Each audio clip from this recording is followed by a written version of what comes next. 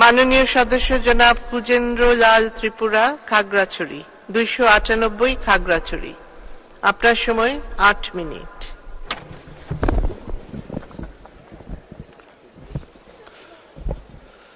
মাননীয় স্পিকার, আপনাকে অসংখ্য ধন্যবাদ। মহামান্য রাষ্ট্রপতি ভাষণের উপরে আমাকে আলোচনা করবার সুযোগ দেওয়ার জন্য, এবং একই সাথে আপনাকে অভিনন্দন জানাই চতুর্থবারের মতো আপনি এই মহান সংসদে স্পিকারের দায়িত্ব গ্রহণ করার জন্য। মাননীয় স্পিকার, আমি আমার বক্তব্যের প্রারম্ভেই শ্রদ্ধা জানাতে চাই এমন একজন ব্যক্তি, যে ব্যক্তি সারা জীবন মানুষের কল্যাণের জন্য, নিপীড়িত, নির্যাতিত, শোষিত, বঞ্চিত মানুষের মুক্তির জন্য, এবং একটা লক্ষ্য এবং উদ্দেশ্য ছিল একটা স্বাধীন সার্বভৌম সোনার বাংলাদেশ প্রতিষ্ঠা করবার, এবং তার জীবদ্দশায় তিনি 4682 দিনের মতো জেল খেটেছেন শুধু মানুষের কল্যাণের জন্য, মানুষের মুক্তির জন্য আন্দোলন করতে যেয়ে। সেই মহান ব্যক্তি, স্বাধীনতার মহান স্থপতি, জাতির পিতা বঙ্গবন্ধু শেখ মুজিবুর রহমানকে আমি শ্রদ্ধাভরে স্মরণ করছি। আজকের এই দিনে আমি শ্রদ্ধাভরে স্মরণ করছি যাদের আত্মত্যাগের বিনিময়ে আমরা অর্জন করেছি স্বাধীনতা, 30 লক্ষ বীর শহীদ এবং 2 লক্ষ মা বোন। এবং একই সাথে আমি শ্রদ্ধাভরে স্মরণ করছি 75-এর 15 আগস্ট বঙ্গবন্ধুর সাথে বঙ্গমাতা শেখ ফজিলাতুন্নেসা মুজিব সহ যারা শাহাদাত বরণ করেছিলেন, তাদের সকলের প্রতি শ্রদ্ধা জানাচ্ছি। এবং আমাদের জাতীয় 4 নেতা জেলখানার অভ্যন্তরে যাদেরকে নির্মমভাবে হত্যার শিকার হয়েছিলেন। মাননীয় স্পিকার, আমি অত্যন্ত আনন্দিত যে আমাদের বাংলাদেশের প্রধানমন্ত্রী জননেত্রী শেখ হাসিনা, তিনি টানা 4 বার এবং আগে 96 সালে নির্বাচনের পরে একবার প্রধানমন্ত্রী হয়েছেন, মোট 5 বার প্রধানমন্ত্রী তিনি হয়েছেন, যে কারণে আমি তাকে অভিনন্দন জানাই। একই সাথে আমি কৃতজ্ঞতা জানাই যে তিনি আমাকে 3য়বারের মতো মনোনয়ন দিয়ে খাগড়াছড়িবাসীর কল্যাণের জন্য সুযোগ করে দেয়, এবং আরেকটি মাত্রা তিনি যোগ করে দিয়েছেন, আমাকে পার্বত্য চট্টগ্রাম বিষয়ক মন্ত্রণালয়ের দায়িত্ব দিয়ে পার্বত্য এলাকার জনমানুষের কল্যাণ করবার সে সুযোগ দেওয়ার জন্য আমি ধন্যবাদ জানাই এবং তার কাছে কৃতজ্ঞতা জানাই।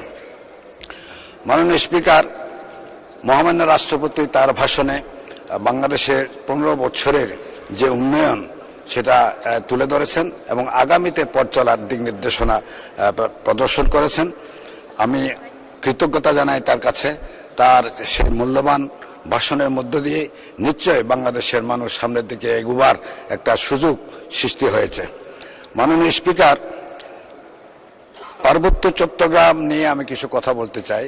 আমি যেহেতু পার্বত্য চট্টগ্রাম খাগড়াছড়ি আসন থেকে আমি নির্বাচিত হয়েছি, পার্বত্য চট্টগ্রামে অনেক উন্নয়ন হয়েছে। বাংলাদেশের অন্যান্য জেলা বা উপজেলার মতো পার্বত্য চট্টগ্রাম কোনো অংশে পিছিয়ে নেই উন্নয়নের ক্ষেত্রে। তারপরও দীর্ঘদিন ধরে পার্বত্য চট্টগ্রাম কিন্তু অবহেলিত ছিল, পশ্চাৎপদতা ছিল। সে ব্রিটিশের 200 বছরের শাসন, পরবর্তীতে পাকিস্তানের 24 বছরের শাসন, এইসব আমলেই সবসময় উপেক্ষিত ছিল, অবহেলিত ছিল। তারা কোনো সে উন্নয়নের অংশীদারিত্ব থেকে তারা সবসময় বঞ্চিত ছিল, যে কারণেই তারা বিভিন্ন রাষ্ট্রের সেই সুযোগ সুবিধা অংশগ্রহণ করবার মতো তাদের যোগ্যতা অর্জন করে সে প্রমাণ তারা দেখিয়ে দিতে পারেনি। মাননীয় স্পিকার, বাংলাদেশের প্রধানমন্ত্রী জননেত্রী শেখ হাসিনা ক্ষমতায় আসার পরে পার্বত্য চট্টগ্রামের যে 2 যুগেরও বেশি যে ভ্রাতৃঘাতী সংঘাত ছিল, ওখানে পাহাড়ি বাঙালিদের মধ্যে একটা বিভেদ ছিল, বিচ্ছেদ ছিল, মাঝখানে একটা প্রাচীর তৈরি করে রেখে দিয়ে মানুষ যে গোলা পানিতে মাছ শিকার করছিল দীর্ঘদিন ধরে, সেই সমস্ত দুর্যোগ থেকে পার্বত্য চট্টগ্রামবাসীকে মুক্ত দেওয়ার জন্যই আমাদের প্রিয় নেত্রী জননেত্রী শেখ হাসিনা তিনি 1997 সালের 2 ডিসেম্বর শান্তি চুক্তির মধ্য দিয়ে পার্বত্য চট্টগ্রামের মানুষকে এগিয়ে নিয়ে আসে বাংলাদেশের উন্নয়নের মূল সূত্রধারার সাথে। সেই অবধি পার্বত্য চট্টগ্রামে একটা শান্তি বিরাজ করছিল এবং বাংলাদেশে অপরাপর অঞ্চলের মতো পার্বত্য চট্টগ্রামেও উন্নয়ন সাধিত হয়েছে। তারপরেও আমি বলতে চাই, এত উন্নয়নের মাঝেও অনেক দিন যেহেতু এটা পশ্চাৎপদতা অঞ্চল হিসাবে ছিল, সে কারণে আমরা অনেক কিছু আমাদের একটা দাবি রয়েছে। পার্বত্য চট্টগ্রামের শিক্ষার ক্ষেত্রে অনেক পিছনে, পার্বত্য চট্টগ্রাম আমাদের অর্থনৈতিক ক্ষেত্রে অনেক পিছনে এখনো পর্যন্ত আছে। বিশেষ করে আমি কয়েকটা দাবি তুলে ধরতে চাই এখানে, সেটা গ্রহণযোগ্য হবে কিনা জানি না আমি, যে পার্বত্য চট্টগ্রামে আমরা এই যে চাকরির ক্ষেত্রে একটা সুযোগ সুবিধা ছিল, যে আমাদের চাকরির বয়স সীমা ছিল 40 বছর, আমাদের জন্য একটা শিথিল করা ছিল, এটা নির্ধারিত ছিল।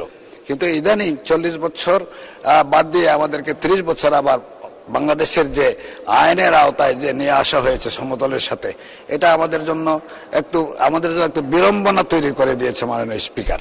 আমি আপনার মাধ্যমে আমাদের প্রিয় নেত্রী জননেত্রী শেখ হাসিনা, বাংলাদেশের প্রধানমন্ত্রী, তিনি পার্বত্য চট্টগ্রামের মা, আমি তার কাছে এই আবেদন জানাতে চাই যে আমরা যেহেতু অবহেলিত দীর্ঘদিন ধরে, আমরা যেহেতু পশ্চাৎপদ দীর্ঘদিন ধরে, মূল স্রোত ধারার সাথে যে আমরা সামিল হওয়ার যে যোগ্যতা আমরা অনেক দিন থেকেই আমরা হারিয়ে ফেলেছি। সে কারণেই অন্তত আমাদেরকে একটা এই বয়স সীমাটা একটু যদি শিথিল করা যায় আগের মতো, যে 40 বছরের মধ্যে 40 বছর পর্যন্ত, তাহলে পার্বত্য চট্টগ্রামের যারা বেকার যুবক যুবতী আছে তারা হয়তো মূল স্রোতধারার সাথে এগিয়ে যেতে সক্ষম হবে। আর একটি বিষয় আছে আমাদের এই যে পার্বত্য চট্টগ্রামে আনাচে কানাচে পাহাড় অঞ্চলে, প্রত্যন্ত অঞ্চলের মানুষ এখনো পর্যন্ত নানানভাবে বিদ্যুৎ বলেন, আপনি রাস্তাঘাট বলেন, এখনো পর্যন্ত জর্জরিত। তবু আমি কৃতজ্ঞতা জানাতে চাই যে বাংলাদেশে যখন মাননীয় প্রধানমন্ত্রী একদিনে 100টা ব্রিজ যখন উদ্বোধন করলেন, তার মধ্যে আমাদের খাগড়াছড়িতে 40টা ব্রিজ আছে, আর 2 পার্বত্য জেলার মধ্যে 3টা ব্রিজ, 45টা ব্রিজ একই দিনে তিনি উদ্বোধন করেছেন। আমি কৃতজ্ঞতা জানাই এবং ধন্যবাদ জানাই। এরপরেও কিন্তু আমাদের অনেক ঘাটতি রয়েছে, আমাদের অনেক অভাব রয়েছে।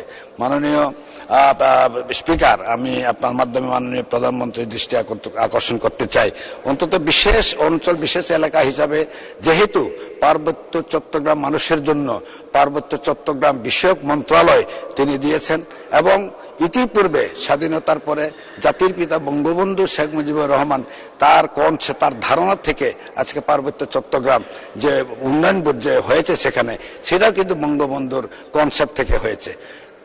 ঠিক সেই ধারাবাহিকতায় তার সুযোগ্য কন্যা আমাদের প্রিয় নেত্রী বাংলাদেশের প্রধানমন্ত্রী, তিনি পার্বত্য চট্টগ্রামবাসীর জন্য পার্বত্য মন্ত্রণালয় করে দিয়েছেন, এবং পার্বত্য মন্ত্রণালয়ের যে সক্ষমতা বা পার্বত্য মন্ত্রণালয় পার্বত্যবাসী জনগণের উপকার করবার ক্ষেত্রে কিছুটা হয়তো অন্তরায় আছে। এই ব্যাপারেও আমি তার সুদৃষ্টি কামনা করছি, মাননীয় প্রধানমন্ত্রীর সুদৃষ্টি কামনা করছি। একই সাথে পার্বত্য চট্টগ্রামে যে আমাদের যে ছুটি, আমাদের বৈশাখীতে, চৈত্র সংক্রান্তিতে, ঈদের ভিতরে যে ছুটি হয়, ঈদের যে ছুটি হয়, আমাদের যে চৈত্র সংক্রান্তিতে ছুটি দেওয়া হয়েছে, কিন্তু সেই ছুটি আমাকে 2 মিনিট জি, সে ছুটি যারা ছুটি পাবে, আমাদের ধর্মের যারা লোকেরা, তারা কিন্তু শুধু পার্বত্য চট্টগ্রামের বাসিন্দারাই সে ছুটি উপভোগ করতে পারে। এখানে সমতলে ঢাকা, চট্টগ্রাম বিভিন্ন অঞ্চলে যারা চাকরি করে, ব্যবসা বাণিজ্য করে, তারা কিন্তু সেই ছুটি তারা উপভোগ করতে পারে না, তাদেরকে সে ছুটি দেওয়া হয় না। আমি আপনার মাধ্যমে মাননীয় প্রধানমন্ত্রী এবং সরকারের কাছে আমি আবেদন জানাবো যে অন্তত ছুটিটা যেন সকলের জন্য প্রযোজ্য হয়। একই সাথে আমি আরো জানাতে চাই যে আমাদের যে কোটা, আগে একটা কোটা ছিল, কোটা থাকার কারণে আমরা বিশ্ববিদ্যালয়ে, বিভিন্ন স্কুলে, কলেজে ভর্তি হওয়ার ক্ষেত্রে আমাদের একটা সুযোগ ছিল, এবং চাকরির ক্ষেত্রে একটা সুযোগ ছিল। কিন্তু কোটা বাতিল হওয়ার কারণেই আমাদের পার্বত্য চট্টগ্রামের যে যুবক যুবতীরা বেকার, আরো বেকারত্ব বাড়ছে। আমি আমার প্রার্থনা থাকে, আমার দাবি থাকবে আপনার মাধ্যমে মাননীয় প্রধানমন্ত্রীর কাছে, আমাদেরকে অন্তত এই কোটা একটু নতুন ভাবে যেন চালু করা হয় আমাদের জন্য। আমি আর বেশি বলছি না, আমি আপনাকে ধন্যবাদ জানাই। আমি শুধু এইটুকুই দাবি রাখছি যে আমরা বাংলাদেশের মূল স্রোতধারার সাথে পার্বত্য চট্টগ্রামবাসী আমরা এগিয়ে যেতে চাই। আমরা পার্বত্য চট্টগ্রামের বোঝা হিসাবে থাকতে চাই না। সকল ক্ষেত্রে যেন অংশীদারিত্বমূলক আমাদের যেন আমরা অংশগ্রহণ থাকে। পার্বত্য চট্টগ্রামে অনেক সম্ভাবনা আছে, পর্যটন ক্ষেত্রে অনেক সম্ভাবনা আছে। এটাকে যদি দৃষ্টি দেওয়া হয় পার্বত্য চট্টগ্রাম, তাইলে এই পর্যটন বান্ধব একটা পার্বত্য চট্টগ্রাম দিয়েই কিন্তু আমরা অনেক কিছু আমরা এগিয়ে যেতে পারবো। মাননীয় স্পিকার, আমি আপনাকে ধন্যবাদ। জয় বাংলা, জয় বঙ্গবন্ধু, বাংলাদেশ চিরজীবী হোক। ধন্যবাদ মাননীয় প্রতিমন্ত্রী।